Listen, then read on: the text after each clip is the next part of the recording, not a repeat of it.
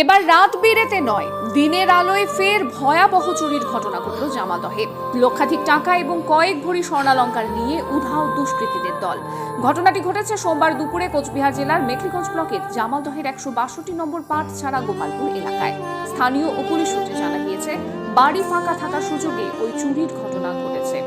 162 নম্বর পাটছাড়া গোপালপুরের বাসিন্দা ধীরাজ দেব শর্মা একটি বাস কোম্পানিতে কর্মরত। সেই সূত্রে রোজকার মতো তিনি সকালবেলা বাড়ি থেকে বেরিয়ে যান। সকাল 10:30 নাগাদ তার স্ত্রী উর্মিলা দেব শর্মা বাচ্চাকে স্কুলে পৌঁছে দিতে বাড়ি থেকে বের হন। ধীরাজবাবুর মা নীলিমা দেব শর্মা আত্মীয়র বাড়িতে যান, সে কারণে এদিন তাদের বাড়ি ফাঁকাই ছিল। সেই সুযোগে দিনের আলোতে ঢুকে পড়ে চোরের দল। তারপর একাধিক রুমে ঢুকে তাণ্ডব চালিয়ে আলমারি ভেঙে গচ্ছিত রাখা টাকা এবং স্বর্ণালংকার নিয়ে চম্পট দেয় দুষ্কৃতীরা। বাড়ির লোকজনেরা জানিয়েছেন, রান্নাঘরের জানালার গ্রিল ভেঙে দুষ্কৃতীরা ভেতরে প্রবেশ করেছে। খবর পেয়ে ঘটনাস্থলে পৌঁছেছে পুলিশ। উল্লেখ করা যেতে পারে, শনিবার রাতে জামালদহের মসজিদপাড়া এলাকায় একটি বাড়িতে চুরির ঘটনা ঘটেছে। সেই ঘটনার রেশ কাটতে না কাটতেই ফের চুরির ঘটনায় এলাকায় ব্যাপক আতঙ্ক ছড়িয়ে পড়েছে।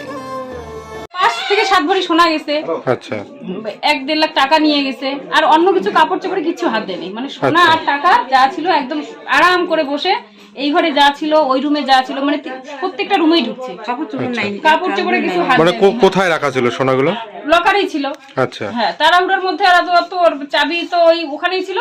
ওই চাবি ও খুলে আবার চাবিটা ওখানে ভিতরেই মানে ইসে অবস্থায় ওখানেই ছিল। মানে ওর চাবিটা আবার সরিয়ে রাখেনি, ওই খোলা অবস্থায়। তারপরে দেখি আবার চাপানো ছিল গোদরেজ গুলো, তারপরে খুলে দেখি লকার গুলো ভাঙা।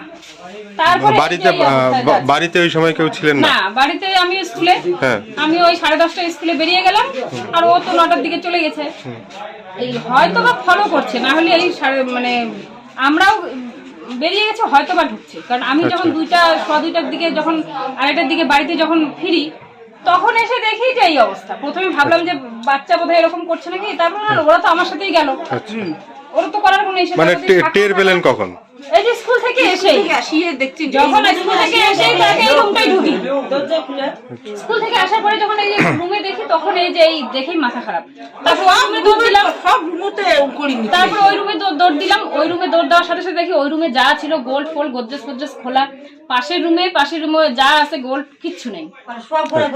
মানে সোনার কি কি জিনিস নিয়ে গেছে? সোনার 2টো নেকলেস ছিল, তারপরে হচ্ছে 2টা চেন ছিল, বাচ্চার 2 ভাইয়ের 4টা চেন ছিল, 2 ভাইয়ের মিলে না হলো 25 থেকে 26টা আংটি ছিল, তারপরে আমার হাতের ছিল, তারপরে মানে বালা ঠালা অনেক কিছু ছিল। মানে কোনটা আনুমানিক কত টাকা মূল্য হতে পারে? আনুমানিক মানে 5 থেকে 7 ভরি তো সোনা গেছে। আচ্ছা, ওই ওরকমই হবে আর কি। আচ্ছা, আর টাকা কত গেছে? টাকা 1 থেকে 1.5 লাখ ছিল। আচ্ছা, যা ছিল মানে একদম অন্য কিছু হাত দেয়নি, ওই টাকা আর সোনা নিয়েই। আপনার নাম? উর্মিলা দেব শর্মা। কি করেন আপনি? আমি হাউস ওয়াইফ।